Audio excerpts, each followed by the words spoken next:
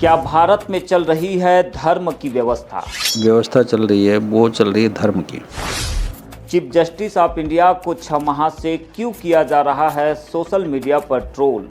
और पिछले 6 महीने से सीजीआई साहब को ट्रोल किया जा रहा था। देश संविधान से चलता है, लेकिन वो कौन लोग हैं जो देश को धर्मशास्त्र से और मनुस्मृति से चलाना चाहते हैं? हमारा देश चलता है संविधान से और कुछ लोग चाहते हैं इसको मनुस्मृति और धर्मशास्त्र में चलाया जाए। सीजीआई के ट्रोल पर प्रधानमंत्री मोदी और गृह मंत्री अब तक खामोश क्यों है? ना गृह मंत्री ने कुछ बोला, ना प्रधानमंत्री ने कुछ बोला कि भाई पूरे देश में कैसे ट्रोल हो रहा है chief justice of India. Chief justice of India पर जूता उछालने वाले वकील को दिल्ली पुलिस ने क्यों छोड़ा? दिल्ली पुलिस ने इस पूरे मामले को किस एंगल से देखा? एक बहुत छोटी सी घटना, उनकी नज़र में कोई सामान्य आदमी, उनको लगा कि बहुत छोटा मोटा घटना है। राकेश किशोर को किसने दी थी ऐसा करने की सुपारी? तो इसका सुपारी देके इसको चीफ जस्टिस ऑफ इंडिया पे अटैक करवाया गया। किसने करवाया चीफ जस्टिस ऑफ इंडिया पर यह अटैक? उन्हें एक ऐसा वकील चाहिए जिसकी बिल्कुल वकालत न चलती, क्योंकि जिस वकील की वकालत चलती वो तो चीफ जस्टिस से बिल्कुल भी नहीं करेगा, क्योंकि उसका तो सनातन सब सस्पेंड हो जाएगा। कौन है वो लोग जो बुलडोजर की न्याय प्रणाली से चलाना चाहते हैं देश? तो कुछ लोग चाहते हैं कि बुलडोजर की न्याय प्रणाली है वो देश में चलती रहे। जिस प्रॉपर्टी का याचिकाकर्ता के पास कोई अधिकार नहीं, उसकी अनुमति आखिर कोई कैसे दे सकता है? कि हमको परमिशन दी जाए। जिस प्रॉपर्टी के आप मालिक नहीं हो, सरकार आपको कैसे परमिट दे सकती है? सीजीआई ने पूरी याचिका पर सुनवाई के बाद अगर भगवान से प्रार्थना करने कहा तो बुरा क्यों लगा? साहब अब आपका तो भगवान ही मालिक है। उसका मीनिंग क्या था? मीनिंग ये था कि आप उस प्रॉपर्टी के ओनर नहीं हो, और यदि आप उसके ओनर होते तो याचिका आपके पक्ष में, तो सरकार की प्रॉपर्टी सरकार ने विरोध किया तो याचिका आपकी खारिज होगी। कौन है वो लोग जिनका धर्म ही धंधा बन गया है? जिनका सिर्फ और सिर्फ धर्म धंधा है, बिना परिश्रम के वो लोग अपना पेट भरना चाहते हैं। भगवान को आज तक किसी ने नहीं देखा, तो फिर वकील को कैसे आदेश दे सकता है भगवान? तो मेरा कहना, भगवान को जब किसी ने दुनिया में देखा नहीं तो आपको भगवान कैसे आदेश दे सकता है? राष्ट्रपति को शपथ दिलाने वाले चीफ जस्टिस पर हमला, तो सरकार क्यों है शांत? तो राष्ट्रपति को शपथ दिलाने वाला सीजीआई, उसके ऊपर हमला हो जाए, सरकार शांत बैठी है। प्रधानमंत्री और गृह मंत्री के साथ भी ऐसा ही होता तो अब तक क्या हो जाता देश में? अगर यही अटैक गृह मंत्री के खिलाफ हो जाता या भारत के प्रधानमंत्री के खिलाफ होता तो क्या कितने मामले बनते उसके ऊपर जानते हो? कन्हैया और शर्जील पर मामला, तो फिर वकील पर क्यों नहीं अपराध? कन्हैया ने सिर्फ जरा सी बात बोला था, उसका जामिया से उठा के लेके चला गया। शारजिल इस्लाम ने और भी तमाम लोगों ने जो बातें बोला, उस पर सबके ऊपर हेट स्पीच। जब 71 सूत्रीय मांगों को लेकर मैंने फटाके भेजे तो 92 दिनों की जेल में क्यों रखा?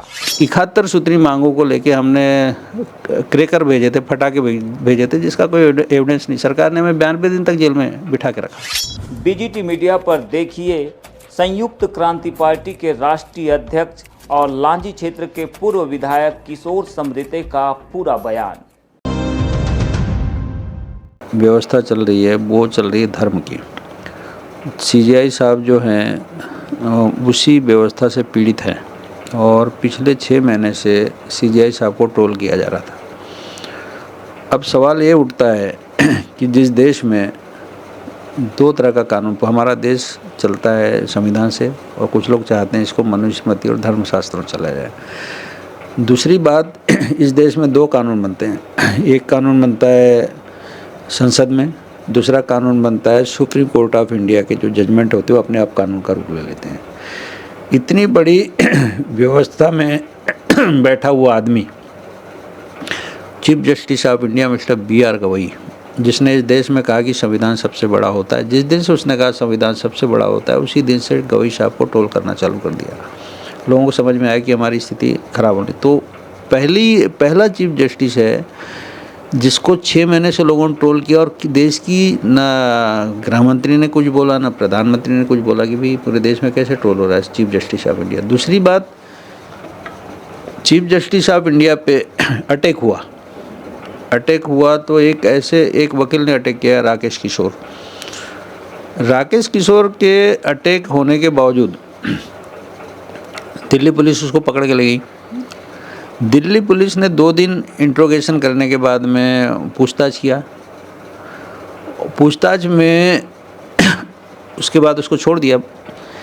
और इस पूरी घटना में पुलिस को, इस पूरे मामले को भारत सरकार किसको देना चाहिए? सीबीआई को देना चाहिए, एनआईए को देना चाहिए। दिल्ली पुलिस उसको इंट्रोगेट कर रही है। दूसरी बात, दिल्ली पुलिस ने इस पूरे मामले को किस एंगल से देखा? एक बहुत छोटी सी घटना, उनकी नज़र में कोई सामान्य आदमी, उनको लगा कि बहुत छोटा मोटा घटना है। Chief justice of India Bharat का सबसे बड़ा आदमी है। दूसरी बात आपको पता होना चाहिए कि भारत में संसद भवन पे हमला हुआ। संसद भवन पे जब हमला हुआ तो किस तरह से वहाँ पे सांसदों का उसको लेके सांसदों से उनका प्रवेश पत्र में साइन करा के और गाड़ी की पास बना के आतंकवादी घुस गए। उसी घटना से सीख लेके इनने एक ऐसे वकील की तलाश की। तो ये पूरा मैटर व्यापारी का मैटर है, क्योंकि चीफ जस्टिस के चैम्बर में घुसना, उसके साथ किसी भी तरह की अवमानना करना इतना आसान नहीं है। तो वो तमाम लोग जो धर्म से और चीफ जस्टिस ऑफ इंडिया जो छोटे लोगों की बात कर रहा था, छोटे लोगों को जस्टिस की बात कर रहा था, उससे लोग दुखी थे।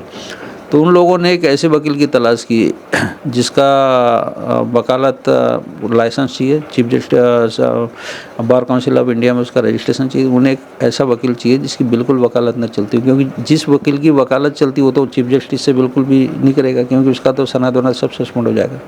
तो इसका सुपारी देके इसको चीफ जस्टिस ऑफ इंडिया पे अटैक करवाया गया।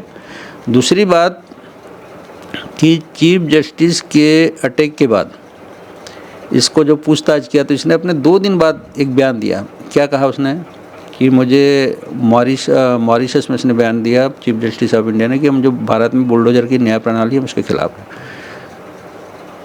दूसरा इसने बयान दिया कि जो विष्णु जी की जो प्रतिमा है जो खजुराहो मंदिर में, जावरी मंदिर में, तो उसका जो इसने याचिका खारिज कर दिया। अब सवाल ये उठता है कि चीफ जस्टिस ऑफ इंडिया यदि उसने बोला मॉरिशस में, तो क्या वो जो बात बोला है कि यहाँ पे बुलडोजर से न्याय चल रहा है, तो क्या उसका समर्थन करना चाहिए? तो कुछ लोग चाहते हैं कि बुलडोजर की न्याय प्रणाली है वो देश में चलती रहे। दूसरी तरफ जो जावरी मंदिर वाला मैटर है वो ईएसआई की प्रॉपर्टी है। ईएसआई की प्रॉपर्टी में पिछले 5 साल तक किसके पास रहा है मंत्रालय? संस्कृति और पुरातत्व किसके पास था? प्रहलाद जी पटेल के साथ। ये कहाँ से? सागर और दमोह से सांसद थे। दूसरा, उसी खजुराहो से सांसद कौन है? बीडी शर्मा है, प्रदेश अध्यक्ष हैं भाजपा के।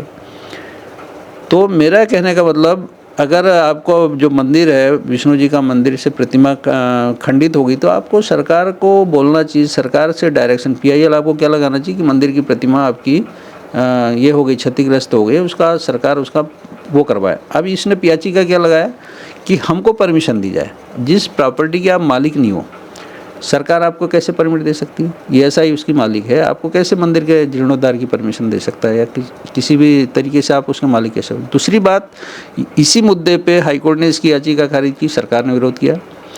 सुप्रीम कोर्ट में भी सरकार के विरोध से याचिका खारिज हुई, चूँकि याचिकाकर्ता उस जमीन का ओनर नहीं था। और चीफ जस्टिस ऑफ इंडिया ने सिर्फ इतना शब्द कहा वकील को कि साहब अब आपका तो भगवान ही मालिक है। उसका मीनिंग क्या था? मीनिंग ये था कि आप उस प्रॉपर्टी के ओनर नहीं हो, और यदि आप उसके ओनर होते तो याचिका आपके पक्ष में, तो सरकार की प्रॉपर्टी, सरकार ने विरोध किया तो याचिका आपकी खारिज होगी। तो इस बात को उन लोगों ने जिनका सिर्फ और सिर्फ धर्म धंधा है, बिना परिश्रम के वो लोग अपना पेट भरना चाहते हैं, उन लोगों ने चीफ जस्टिस ऑफ इंडिया को उल्टे से ट्रोल किया। तो वकील साहब का भी ये कहना है कि साहब मुझे तो भगवान ने आदेश दिया। तो मेरा कहना, भगवान को जब किसी ने दुनिया में देखा नहीं तो आपको भगवान कैसे आदेश दे सकता है? दूसरी, जो वकील आपने ढूंढा उसकी वकालत चलती नहीं, मोहल्ले में उसका रेपुटेशन कोई बहुत अच्छा नहीं है, तो वो वकील एक तरह से इन्हीं लोगों का एजेंट है और जिसने इस तरह की घटना की। और ये बहुत ही गंभीर मैटर है। इस पूरे मामले में मेरा कहना कि भारत में अभी आपने देखा होगा, ये आजकल राष्ट्रपति को भी ट्रोल करने लगे हैं कि राष्ट्रपति की सुरक्षा में इतने सारे लोग लग रहे हैं। और ये राष्ट्रपति किसको शपथ दिला रहा है? प्रधानमंत्री को। ठीक है। भारत में सीजीआई किसको शपथ दिला रहा है? राष्ट्रपति को। तो राष्ट्रपति को शपथ दिलाने वाला सीजीआई उसके ऊपर हमला हो जाए, सरकार शांत बैठी है। और राष्ट्रपति की उसको शपथ दिलाती, भारत के प्रधानमंत्री को, गृह मंत्री को, पूरे उनके मंत्रिमंडल को 75 में। तो संविधान की शपथ लेने वाले वो लोग संविधान के रक्षक के लिए बिल्कुल चुप हैं, जबकि सरकार को सेकंड इस पे बात कर लेनी चाहिए। अगर यही अटैक गृह मंत्री के खिलाफ हो जाता है या भारत के प्रधानमंत्री के खिलाफ होता तो क्या मतलब कितने मामले बनते उसके ऊपर, जानते हो? कन्हैया ने सिर्फ जरा सी बात बोला था, उसका जामिया से उठा के लेके चला गया। शारजिल इस्लाम ने और भी तमाम लोगों ने जो बातें बोला, उस पर सबके ऊपर हेट स्पीच का मामला। इस पूरे मामले में देखिए बड़ी ज़बरदस्त बात कि सरकार दिल्ली पुलिस को इंट्रोगेशन के लिए दिया, CBI को नहीं दिया, NIA को नहीं दिया, और दिल्ली पुलिस बोल रही कोई मामला नहीं बनता। मेरा कहना है हेट स्पीच का तो मामला बनता है। शारजिल इस्लाम पे बना मामला, कन्हैया कुमार पे बना, 20 लोगों पे मामला बना, कम से कम इसकी बेल नहीं होती। चलो UAPA पर मान लो कि इसका जो क्रिमिनल रिकॉर्ड नहीं होने से UAPA नहीं बनता। दूसरा, हमने संसद में जब 71 सूत्री मांगों को लेके हमने क्रैकर भेजे थे, फटाके भेजे थे, जिसका कोई एविडेंस नहीं। सरकार ने हमें 92 दिन तक जेल में बिठा के रखा, 92 दिन बाद हमारी बेल हुई। और CGI का चैम्बर में घुस के उसको अपमान करने वाले पे कोई धारा नहीं लग रही। संसद भवन पे जिन लोगों ने हमला किया उसमें अफजल गुरु को फांसी हो गई, लेकिन CGI पे हमला करने के बाद फांसी नहीं हुई। तो क्या बिल क्लिंटन जैसा मैटर तो नहीं है कि जिसमें क्या ना बुश के ऊपर जैसे ईरान के पत्रकार ने जूता मारा था। भारत में उसी घटना से प्रेरणा लेके लोगों ने घटना किया कि कोई मुकदमा न बने। तो भारत सरकार को इस मामले में गंभीरता से देखना चाहिए। और मेरा कहने का मतलब है कि इस पूरे मैटर पे जो लोग भी वर्ण व्यवस्था की बात करते हैं देश में, जो लोग चाहते हैं कि मनुस्मृति से इस देश को चलाया जाए, तो उनको याद रखना चाहिए कि ये देश है, संविधान से चलता है। न्यायपालिका, कार्यपालिका, व्यवस्थापिका, ये सब संविधान से चलती। कभी आप नहीं सोच सकते कि आपका मनुस्मृति कभी यहाँ पे काम करेगी। अगर ये देश आपके हिसाब से चलेगा तो अगर इस देश में अंग्रेज नहीं होते, जानते हो विलियम बेंटिंग नहीं होता तो अब तक इस देश में सती प्रथा चलती। कानून नहीं होता तो सती प्रथा अब तक चलती। इसी देश में बाल विवाह, यदि शारदा एक्ट नहीं बनता तो अब तक इस देश में बाल विवाह होते। इसी देश में देवदासी प्रथा, यदि इस देश में कानून का राज नहीं होता, कॉन्स्टिट्यूशन का राज नहीं होता तो इस देश में, तो ये तमाम लोग कौन सी व्यवस्था चलाना चाहते हैं? तो मेरा कहने का मतलब है कि चीफ जस्टिस ऑफ इंडिया, पूरा देश उनके साथ खड़ा है। कुछ लोगों से कुछ नहीं बिगड़ने वाला है, संविधान की ताकत उसके साथ है। और भारत सरकार को इस मामले में श्वेत पत्र जारी करना चाहिए और गृह मंत्री को, प्रधानमंत्री को अपना वक्तव्य सार्वजनिक करके पूरे देश से माफ़ी मांगना चाहिए कि हम न्यायपालिका में चीफ जस्टिस ऑफ इंडिया को बचाने में नाकाम रहे।